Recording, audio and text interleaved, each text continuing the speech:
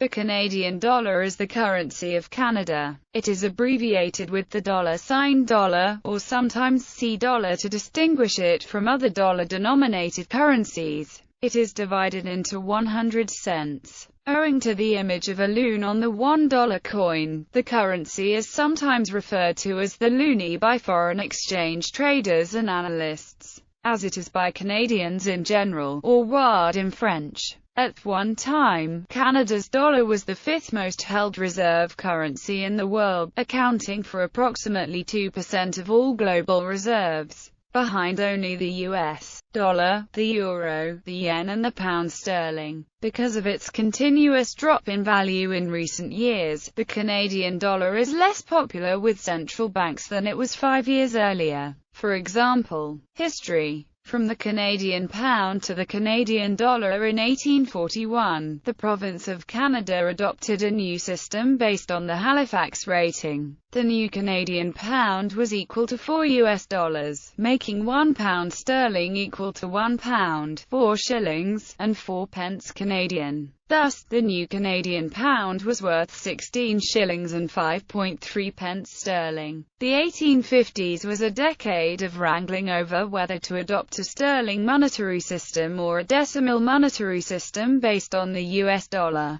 The local population, for reasons of practicality in relation to the increasing trade with the neighboring United States, had a desire to assimilate their colonial currency with the American unit. But the imperial authorities in London still preferred sterling as the sole currency throughout the British Empire. In 1851, the Legislative Council and the Legislative Assembly passed an act for the purposes of introducing a pound sterling unit in conjunction with decimal, fractional coinage. The idea was that the decimal coins would correspond to exact amounts in relation to the US dollar fractional coinage. As a compromise, in 1853 an act of the Legislative Council and Assembly of the Province of Canada introduced the gold standard into the colony, based on both the British gold sovereign and the American gold eagle coins. This gold standard was introduced with the gold sovereign being legal tender at £1 equals $4.86 2/3.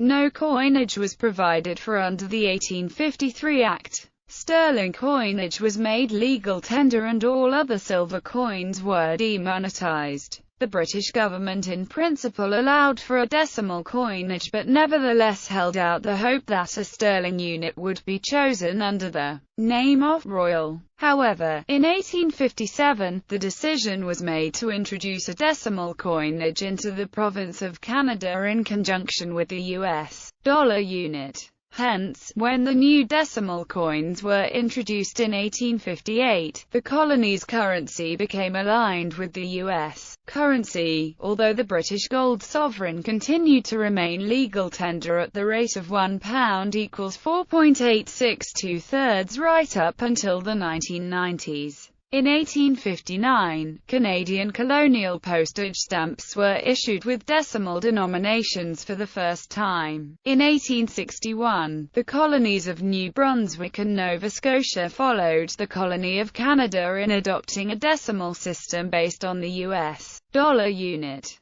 In the following year, Canadian colonial postage stamps were issued with the denominations shown in dollars and cents. Newfoundland went decimal in 1865, but unlike the province of Canada, New Brunswick, and Nova Scotia, it decided to adopt a unit based on the Spanish dollar rather than on the US dollar, and there was a slight difference between these two units. The US dollar was created in 1792 on the basis of the average weight of a selection of worn Spanish dollars. As such, the Spanish dollar was worth slightly more than the US dollar, and likewise, the Newfoundland dollar, until 1895, was worth slightly more than the Canadian colonial dollar. In 1867, the colonies of Canada, New Brunswick, and Nova Scotia were united in a federation called the Dominion of Canada, and the three currencies were merged into the Canadian dollar. In 1871, Prince Edward Island went decimal within the US dollar unit and introduced coins for £1. However, the currency of Prince Edward Island was absorbed into the Canadian system shortly afterwards, when Prince Edward Island joined the Dominion of Canada in 1873. The Canadian Parliament passed the Uniform Currency Act in April 1871, tying up loose ends as to the currencies of the various provinces and replacing them with a common Canadian dollar. The gold standard was temporarily abandoned during the First World War and definitively abolished on April 10, 1933. At the outbreak of the Second World War, the exchange rate to the U.S. dollar was fixed at $1.10 equals $1. This was changed to parity in 1946. In 1949, sterling was devalued and Canada followed, returning to a peg of $1.10 equals $1. However, Canada allowed its dollar to float in 1950, whereupon the currency rose to a slight premium over the U.S. dollar for the next decade, but the Canadian dollar fell sharply after 1960 before it was again pegged in 1962 at $1 equals $0.925. This was sometimes pejoratively referred to as the Diefenbuck, or the Diefendollar, after the then Prime Minister, John Diefenbaker. This peg lasted until 1970, after which the currency's value has floated. Terminology. Canadian English, like American English, used the slang term buck for a former paper dollar. The Canadian origin of this term derives from a coin struck by the Hudson's Bay Company during the 17th century with a value equal to the pelt of a male beaver, a buck. Because of the appearance of the common loon on the back of the dollar coin that replaced the dollar bill in 1987, the word "loonie" was adopted in Canadian parlance to distinguish the Canadian dollar coin from the dollar bill. When the $2 coin was introduced in 1996, the derivative word "toonie" became the common word for it in Canadian English slang. In French, the currency is also called le dollar. Canadian French slang terms include piastre or piastre and wad. The French pronunciation of cent is generally used for the subdivision. Sou is another, informal, term for 1.25 coins in Quebec. French are often called trente-sous because of a series of changes in terminology, currencies, and exchange rates. After the British conquest of Canada in 1760, French coins gradually went out of use, and sou became a nickname for the halfpenny, which was similar in value to the French sou. Spanish dollars and U.S. dollars were also in use, and from 1841 to 1858, the exchange rate was fixed at $4 equals £1. This made 25 equal to 15d, or 30 halfpence. After decimalization and the withdrawal of halfpence coins, the nickname sou began to be used for the 1 coin, but the idiom trente-sous for 25 endured.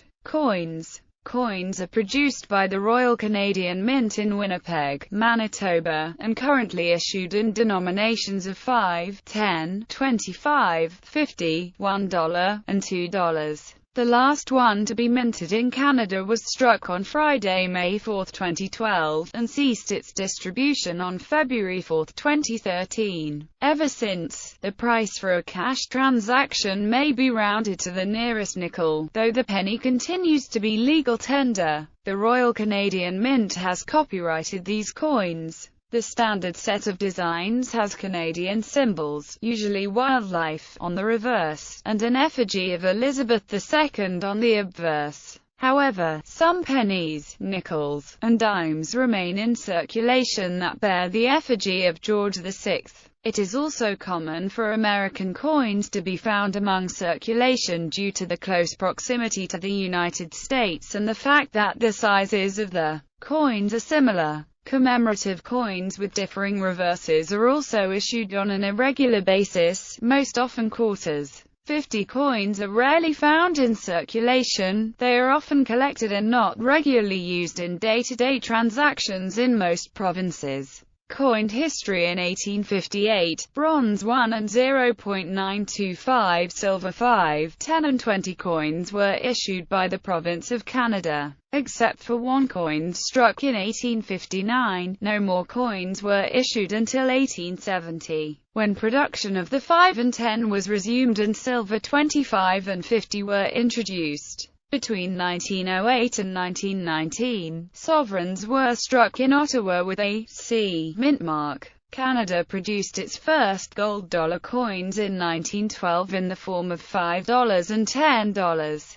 These coins were produced from 1912 to 1914. The obverse carries an image of King George V and on the reverse is a shield with the arms of the Dominion of Canada. Gold from the Klondike River Valley in the Yukon accounts for much of the gold in the coins. 2 years into the coins' production, World War I began and production of the coins stopped in favor of tighter control over Canadian gold reserves. Most of the 1914 coins produced never reached circulation at the time, and some were stored for more than 75 years until being sold off in 2012. The high-quality specimens were sold to the public and the visually unappealing ones were melted. In 1920, the size of the 1 was reduced and the silver fineness of the 5, 10, 25 and 50 coins was reduced to 0.800 silver, 200 copper. This composition was maintained for the 10, 25 and 50 piece through 1966.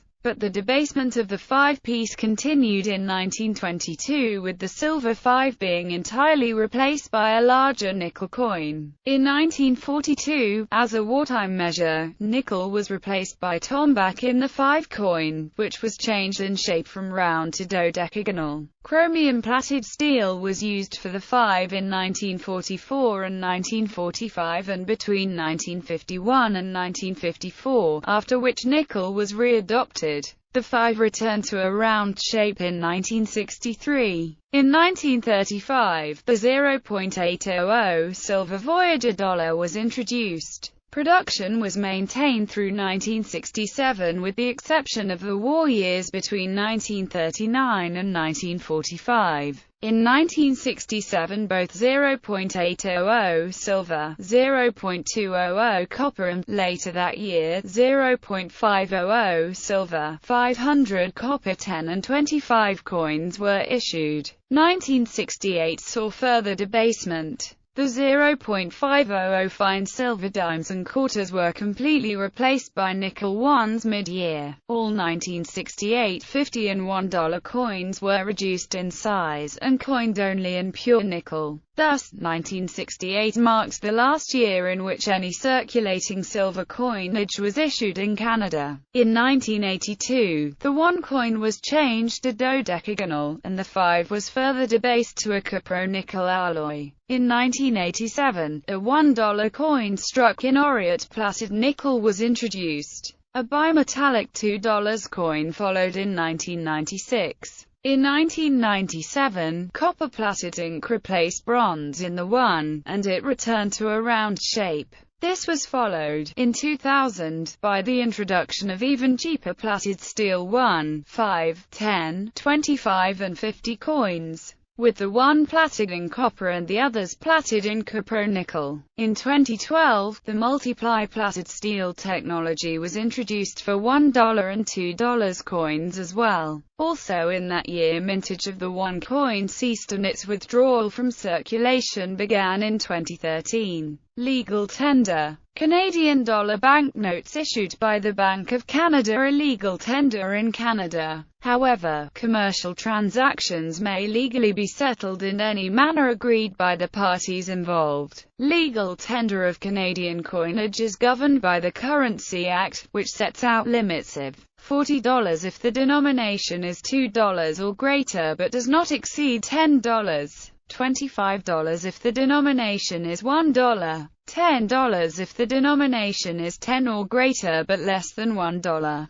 $5 if the denomination is $5, 25. If the denomination is 1, retailers in Canada may refuse banknotes without breaking the law. According to legal guidelines, the method of payment has to be mutually agreed upon by the parties involved with the transactions. For example, stores may refuse $100 banknotes if they feel that would put them at risk of being counterfeit victims. However, official policy suggests that the retailers should evaluate the impact of that approach. In the case that no mutually acceptable form of payment can be found for the tender, the parties involved should seek legal advice. Canadian dollars, especially coins, are accepted by some businesses in the northernmost cities of the United States and in many Canadian snowbird enclaves, just as U.S. dollars are accepted by some Canadian businesses. In 2012, Iceland considered adopting the Canadian dollar as a stable alternative to the Icelandic krona. Canada was favored due to its northern geography and similar resource-based economy, in addition to its relative economic stability. The Canadian ambassador to Iceland said that Iceland could adopt the currency, although Iceland ultimately decided not to move on with the proposal. Value. Since 84.2% of Canada's exports go to the U.S., and 56.7% of imports into Canada come from the U.S., Canadians are interested in the value of their currency mainly against the U.S. dollar. Although domestic concerns arise when the dollar trades much lower than its U.S.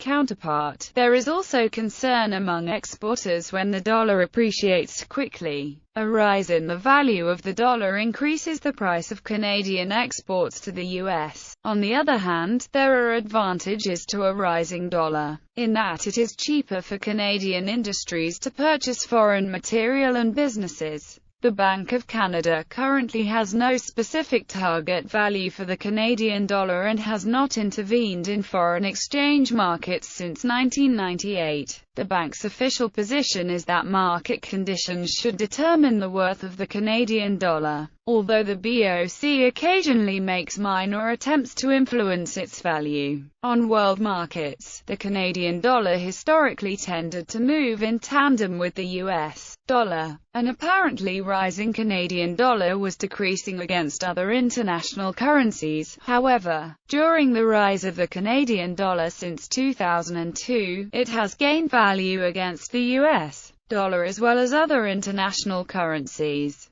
In recent years, dramatic fluctuations in the value of the Canadian dollar have tended to correlate with shifts in oil prices, reflecting the Canadian dollar's status as a petrocurrency owing to Canada's significant oil exports. The Canadian dollar's highest ever exchange rate was $2.78, reached on July 11, 1864, after the United States had temporarily abandoned the gold standard. Unlike other currencies in the Bretton Woods system, whose values were fixed, the Canadian dollar was allowed to float from 1950 to 1962. Between 1952 and 1960, the Canadian dollar traded at a slight premium over the US dollar, reaching a high of $1.0614 on August 20, 1957. The Canadian dollar fell considerably after 1960, and this contributed to Prime Minister John Diefenbaker's defeat in the 1963 election. The Canadian dollar returned to a fixed exchange rate regime in 1962 when its value was set at $0.925, where it remained until 1970. As an inflation-fighting measure, the Canadian dollar was allowed to float in 1970. Its value appreciated and it was worth more than the US dollar for part of the 1970s. The high point was on April 25, 1974, when it reached $1.0443. The Canadian dollar fell in value against its American counterpart during the technological boom of the 1990s that was centered in the United States, and was traded for as little as $0.6179 US on January 21, 2002, which was all-time low. Since then, its value against all major currencies has risen due, in part, to high prices for commodities that Canada exports. The Canadian dollar's value against the US dollar rose sharply in 2007 because of the continued strength of the Canadian economy and the US currency's weakness on world markets. During trading on September 20, 2007, it met the US dollar at parity for the first time since November 25, 1976. Inflation in the value of the Canadian dollar has been fairly low since the 1990s. In 2007, the Canadian dollar rebounded remarkably, soaring 23% in value. On September 28, 2007, the Canadian dollar closed above the US dollar for the first time in 30 years, at $1.0052. On November 7, 2007, it hit $1.1024 during trading, a modern-day high after China announced it would diversify its $1.43 trillion foreign exchange reserve away from the US dollar. By November 30, however, the Canadian dollar was once again at par with the US dollar, and on December 4, the dollar had retreated back to 98 cents. Through a cut in interest rates made by the Bank of Canada due to concerns about exports to the US, due to its soaring value and new record highs. The Canadian dollar was named the Canadian Newsmaker of the Year for 2007 by the Canadian edition of Time magazine. Declining value in more recent years, however, especially in 2014 and 2015, the Canadian dollar has dropped significantly in value, particularly compared to the US dollar. In September 2015, one expert, John Johnston, Chief Strategy Officer of investment banker Davis Rye Limited, predicted that by 2022 it could reach the equivalent of 55 cents US. Because of low commodity values and an erosion of the country's export base. For example, Canada is a major exporter of oil and the world price of this commodity had been plummeting since August 2014. In late 2015,